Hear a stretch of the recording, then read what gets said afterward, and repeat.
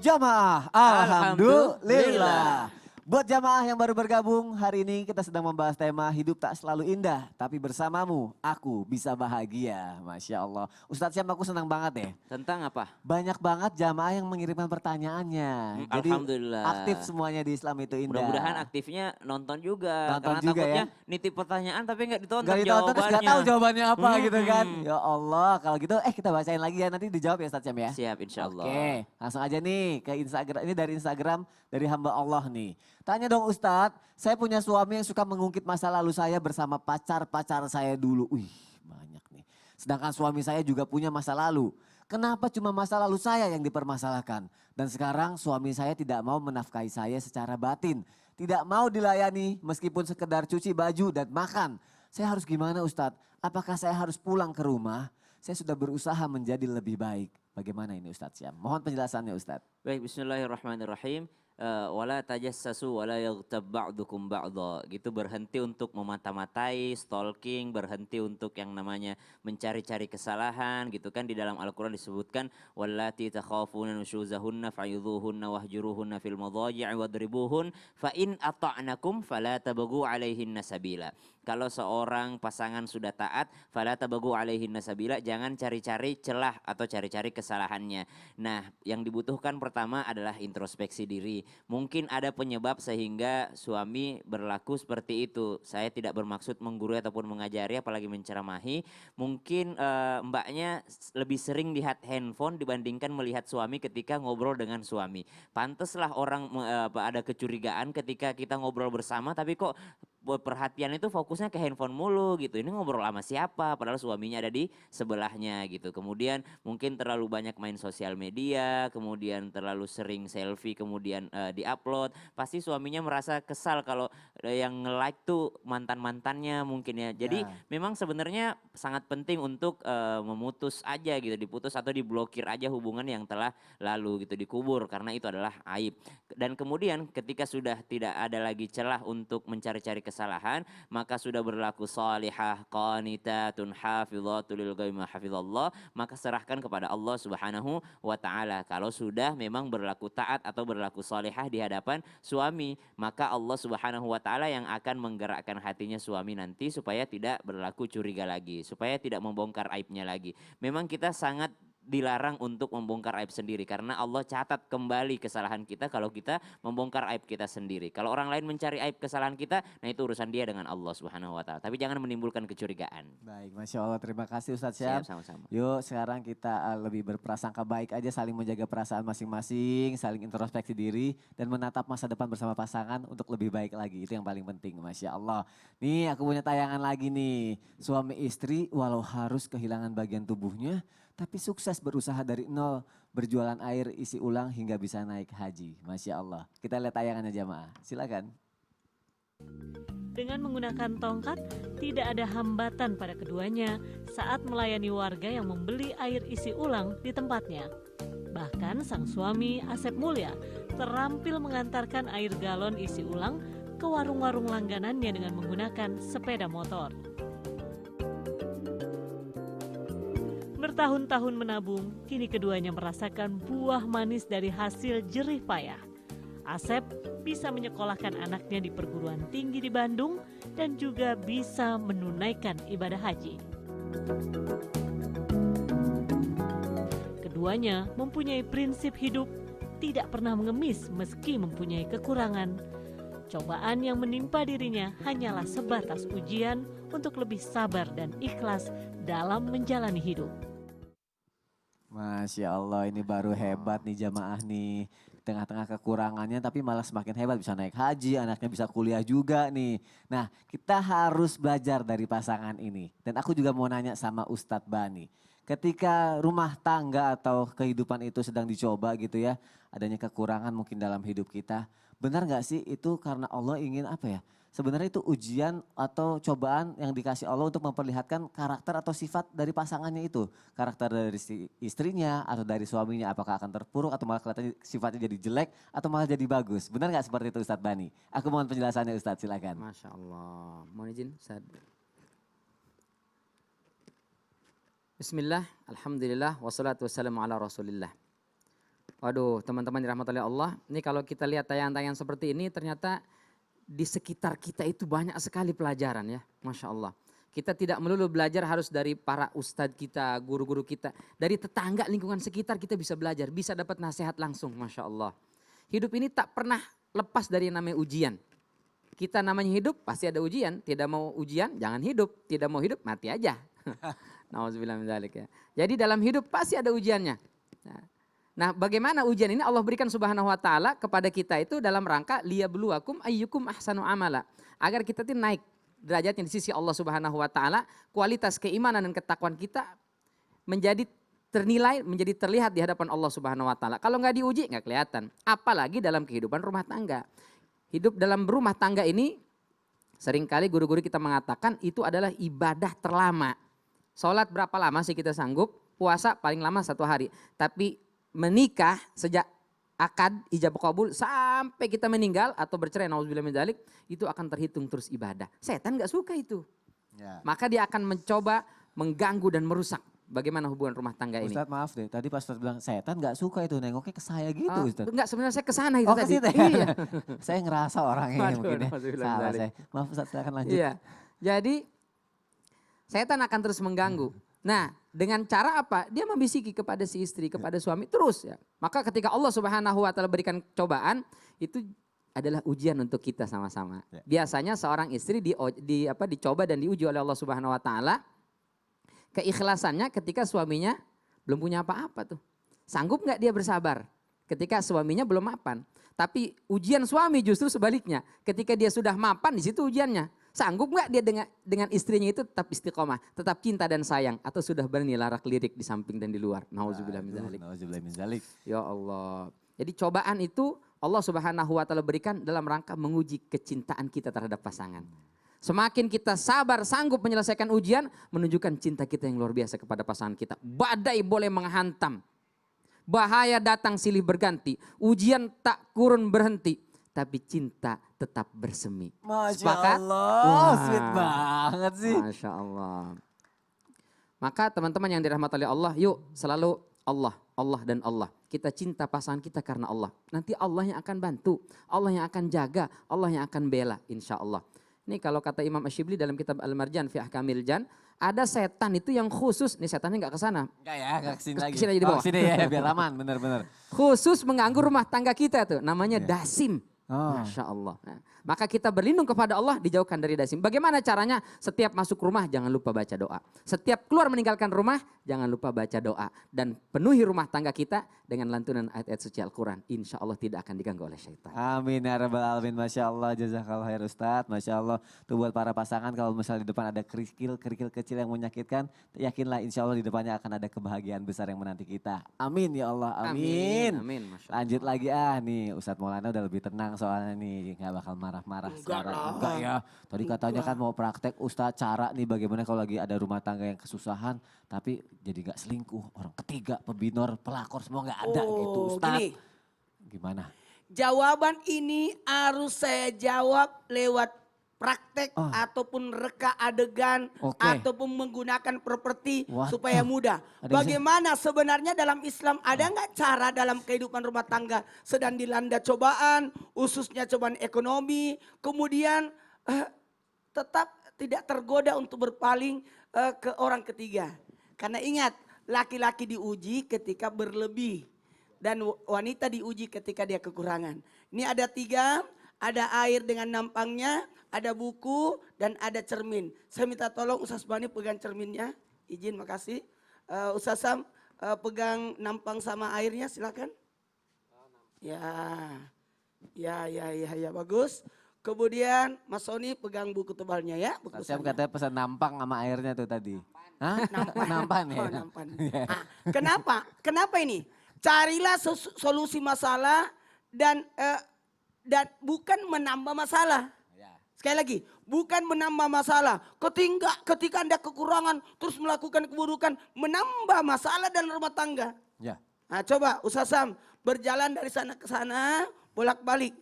Atau lilingi. Nah, bagaimana caranya sosok suami itu menjaga supaya air itu tidak tumpah? Oke. Ustaz Sam mau punya istri 2, berarti 2 gelas. mau punya 4 gelas, berarti Lebih susah, bahkan Ustaz. lebih susah lagi. Semakin dan banyak, dia makin susah. dan dia akan bersinggungan bunyi-bunyi. Oh, alah. Itulah permasalahan. Jangan nambah masalah, jalanlah. Satu aja tenang. Ya, jalan sampai 10 tahun. Berarti Ustadz, maaf yang di rumah makan yang bawa piring banyak itu dia banyak masalah dong ya? Dia bawa piring banyak banget Itu tuh. karena keahliannya, Oh, keahlian ya. keterampilannya karena Masya sudah Allah. terbiasa. Karena terbiasa. Begitu Sasam. Mau berpikir punya istri lebih dari satu? Enggak jadi. Nggak jadi, Ustaz. Kenapa? Susah bawanya. Itu nerima kondisi keadaan. Ya. Jikalau terjadi marah, silakan pegang cermin, Nah. lihat cermin, silakan marah di depan cermin. Berarti seakan-akan Ustaz, kita serem. sebenarnya Bagus, ketika kita marah kepada pasangan, sungguh sebenarnya engkau marah pada dirimu. Bagus kan lihatnya kalau marah sendiri. Kenapa? Ada apa terjadi? Kenapa? Ya Allah jelek banget. Miring, Iya. dia miring ya. Mohon maaf, masih ada satu properti lagi. Apa tuh? Ini deh, reka adegan. Silakan buka pecinya. Eh. Ya ini, Ya. menerima kodrat dan tidak merusak fitrah. Silakan Ya, berjalan dengan di atas. Hah? Kalau Sasam tadi nampaknya, tapi tidak boleh dipegang, harus jalan. Gimana caranya? susah banget. Susah. Nggak bisa. Biasanya wanita itu bisa. Pernah lihat nggak ada wanita pakai bawa galon terus naik motor? Coba. Wah, coba. Nih. Tidak semudah yang kita kira. Iya, benar. Mungkin kita berkata gampang-gampang. Coba kamu yang jalani. Ya. Kau protes istrimu. Kenapa istri saya tidak memasak, tidak membersihkan? Coba 1 hari aja. Utamanya hari ini hari ibu. Coba laki-laki. Hari ini istirahatkan semua wanita. Coba kita yang masak, kita yang nyapu, kita jaga anak. Aku PR bisa. banget itu. Betul, Ustaz, betul, Ustaz. Ustadz aku Menjadi bisa. pengayom, pemimpin. Baik diri sini jadi sebaiknya kembali. Oh coba. Nggak Itu boleh nggak ya. seperti itu juga. Makanya dalam hal ini Ustaz Sam silakan belajar bahwa tidak gampang membawa keluarga. Nampang ini bagaikan keluarga, bawa beberapa gelas, pasti dia akan bersinggungan, berbunyi. Ada mamanya Ustaz Sam, ada bapaknya, ada adiknya, saudaranya, tambah lagi istri nanti, tambah lagi beban teman-teman. Ini akan berbunyi-bunyi, ini baru satu. Seandainya banyak gelas kan PR juga, lama. Nah, kalau Ustadz maaf, buat laki-laki dimanapun berada, hati-hati. Jangan sampai engkau merusak rumah tangga orang. Siapapun wanita, baik laki-laki maupun perempuan, ada namanya pelakor, ada namanya Babinor. babinor. Ya. Hati-hati, akan kembali pada dirimu. Betul. Coba senyum Ustadz. Enak banget. Ih, Masya Enak Allah. banget. Ketika engkau tersenyum kepada istrimu, sebenarnya senyum pada dirimu. Aku apa? Aku apa? Anda harus banyak berlatih. Iya, berarti doang. Enggak gampang membawa itu. Iya Itu sih. beban bertambah. Iya betul sekali. Ya Ustadz. itu. Baik Ustadz, terima kasih. Terima kasih untuk penjelasannya kenapanya? Ustadz. Ini Memang kenapa? ada cicilan yang belum dibayar. Ini enggak ya, bukan. Ada tayangan lagi ternyata Tayangan nih. apa tuh, tayangan Tetap apa? setia menemani suami bekerja walau suaminya seorang tunanetra. Masya Allah, tabarakallah. Kita lihat Luar tayangannya biasa ya. jamaah ya. Kita Silakan. Pasangan suami istri atau pasutri lanjut usia, warga desa Bolongsingo, Pacitan ini banting tulang untuk bertahan hidup. Minggu 21 April 2019. Pasangan lanjut usia itu bernama Muktir yang berusia 70 tahun dan sang istri yang bernama Sutini yang berusia 64 tahun. Muktir sehari-hari bekerja serabutan untuk memenuhi kebutuhan hidup meski mengalami kebutaan sejak 30 tahun lalu. Muktir dan Sutini tinggal di sebuah gubuk reot dengan ukuran 3 x 6 meter berdinding anyaman bambu tanpa sanak saudara. Ya Allah, kenapa Ustadz Maulana tadi ngeliat tayangan ini kenapa kayak gitu?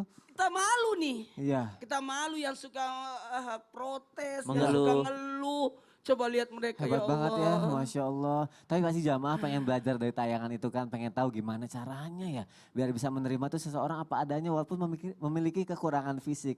Kita tanya sama Ustadz Syam. Ustadz Syam, Baik, mohon bismillah. penjelasannya Ustadz, silakan. Bismillahirrahmanirrahim. Tabik guruku Ustadz Bani, Ustadz Maulana, Mas Soni dan seluruh alim ulama yang dimuliakan Allah Subhanahu wa taala. Subhanaka la ilma lana illa ma 'allamtana innaka antal alimul hakim. Maka inti daripada sifat kita yang diajarkan oleh Al-Qur'an yang modal utama yang Allah berikan kepada kita dalam menghadapi ujian hidup, dalam menghadapi apapun itu, baik secara anak milenial yang belum menikah, kemudian mungkin kakak-kakak kita yang sudah menikah, kemudian orang tua kita yang harus mendidik kita dengan kerasnya atau dengan kerasnya kehidupan, berbagai macam ujian, maka yang diberikan Allah Subhanahu wa taala sebagai modal adalah sifat yang namanya lapang dada. Maka Allah Subhanahu wa taala memberikan contoh siapa yang diberikan lapang dada oleh Allah Subhanahu wa taala adalah Rasulullah sallallahu alaihi wasallam. Ketika Rasulullah sallallahu alaihi wasallam mengalami ujian yang sangat berat dalam hidupnya, bahkan Rasulullah SAW bersedih merasa Allah Subhanahu wa taala telah meninggalkannya, turun surah Ad-Duha dirangkai dengan surah Alam Nashrah Laka Sadrak. Maka Allah katakan Alam Nashrah Laka Sadrak wa wada'na 'anka wizrak alladzi anqadha dhahrak wa rafa'na laka dzikrak. Maka modal lapang dada inilah yang Allah berikan kepada Rasulullah sallallahu alaihi wasallam. Saking pentingnya lapang dada ini, Nabi Musa alaihi salam ketika sudah diberikan tongkat ajaib sama Allah, jadi mukjizatnya sebagai tongkat yang bisa melawan penyihir-penyihir di sisi Fir'aun pada saat itu, kemudian diberikan mukjizat yang lain oleh Allah Subhanahu wa taala di bawah lengan beliau, maka Nabi Musa alaihissalam sebelum berangkat ke tempat Fir'aun, Nabi Musa tuh balik lagi ke Allah. Udah punya modal, udah punya alat, udah punya senjata, tapi balik lagi ke Allah Subhanahu wa taala lalu meminta, Rabbi syrahli sadri. Ya Allah, lapangkan dadaku. Karena apapun yang kita miliki, kalau kita nggak punya lapang dada, maka nggak akan ada yang lancar gitu. Contoh Nabi Musa alaihissalam sudah memiliki segalanya untuk melawan Fir'aun, untuk berdakwah kepada Fir'aun, tapi balik lagi ke Allah meminta, Rabbi syrahli sadri wa yassirli amri. Ya Allah, lapangkan dadaku supaya urusanku ini jadi mudah. Karena orang yang tidak berlapang dada, maka urusannya akan selalu terasa sempit, sebagaimana sempitnya dadanya. Karena yang bikin kita bersyukur itu kan lapang dada kita. Yang bikin kita mampu melihat nikmat Allah Subhanahu wa taala dibandingkan kekurangan yang kita miliki adalah karena sifat berlapang dada. Hebatnya ayat ini atau doa yang sering kita baca ini, Rabbi syrahli sadri wa yassirli amri, ada sir balaghah di sana. Bukan hanya meminta, ya Allah lapangkan dadaku, mudahkan urusanku, tapi seakan-akan Allah ingin mengatakan, siapa yang berlapang dada, maka dia akan mudah urusannya. Berlapang dada itu apa? Yang pertama, menerima keputusan Allah Subhanahu wa taala. Setelah dia berusaha maksimal, maka dia berlapang dada gitu. Dia tahu, saya ini tugas saya sebagai manusia adalah melakukan the best gitu. Saya melakukan the best, Allah take the rest gitu. Allah cuma mengambil sisanya gitu. Setelah kita berusaha maksimal, maka Allah yang akan menentukan finalnya. Allah yang akan menentukan hasilnya. Maka subhanallah, ketika seseorang yang sudah yang namanya berlapang dada kepada Allah Subhanahu wa taala atas keputusan Allah, maka insya Allah Allah akan memudahkan urusannya. Nah, buat teman-teman sekalian, tanpa bermaksud menggurui ataupun mengajari yang mungkin merasa bahwa dia memiliki kekurangan fisik atau insecure dengan fisiknya, merasa tidak aman karena tidak seperti orang lain, ingat, wa alaisa lil insani illa ma sa'a. Manusia tidak akan diberi kecuali daripada usahanya, atau la yukallifullahu nafsan illa wus'aha. Jadi semua yang Allah berikan kepada kita itu akan dimintai pertanggungjawaban. Kekurangan fisik yang kita miliki bukanlah sesuatu kekurangan di mata Allah, jikalau itu bisa kita pakai untuk menuju akhiratnya Allah Subhanahu wa taala, jannahnya Allah dan ridhonya Allah Subhanahu wa taala. Masya Allah, jazakallah khair Ustaz Syam.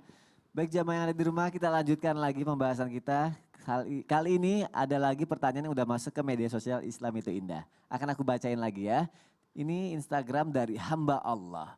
Assalamualaikum Ustadz, bagaimana hukumnya jika ada suami yang memaksa istri berbuat kebaikan dan memberi ancaman kepada istri jika menolak? Misal istri disuruh baca Al-Quran bareng terus istri gak mau. Terus suami nyinyirin dan ngancem, bahkan sampai bilang gini nih yang buat hidup kita gak berubah ya kayak gini nih. Istri gak mau nurut kata suami. Nah niatnya benar ngajak ibadah, tapi kata-kata suami kadang bikin sakit hati Ustadz. Gimana tuh Ustadz suami yang kayak begini? Gimana tuh Ustadz Bani suami yang kayak gitu katanya? Masya Allah. Ngeri kita Ustadz. Udah ngeri aja ya Ada Ustadz? suami yang begitu tuh ngeri kita. Gimana tuh? Kita disuruh makan aja, kalau dipaksa nggak mau makan kita. Makan tuh, makan. Iya. Mau sehat nggak? Takut kita Ustadz. Takut ya, malah takut. Mas bener. Sony, Masya Allah ya. Jadi teman-teman yang dirahmati oleh Allah, kebaikan itu akan bernilai kebaikan ketika disampaikan dengan cara yang baik. Dalam. Kebaikan tidak akan menghasilkan kebaikan ketika disampaikan dengan cara yang tidak baik.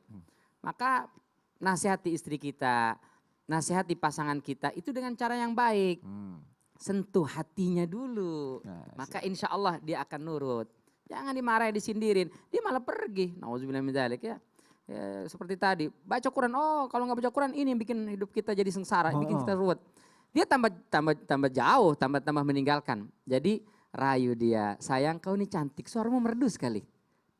Abang senang dengan suara kamu. Apalagi kalau suaramu dipakai untuk baca Quran. Yuk kita baca Quran ya. Tapi aku baru bisanya ikro. Enggak apa-apa, ikro aja indah, merdu kalau kamu yang baca. Nah, jadi kita rayu dia, kita sampaikan dengan cara yang baik, insya Allah kebaikan itu akan dilakukan oleh pasangan kita. Jangan mengancam, jangan mengancam. Masya Allah, tapi sampaikan dengan cara yang baik, cara yang bijak.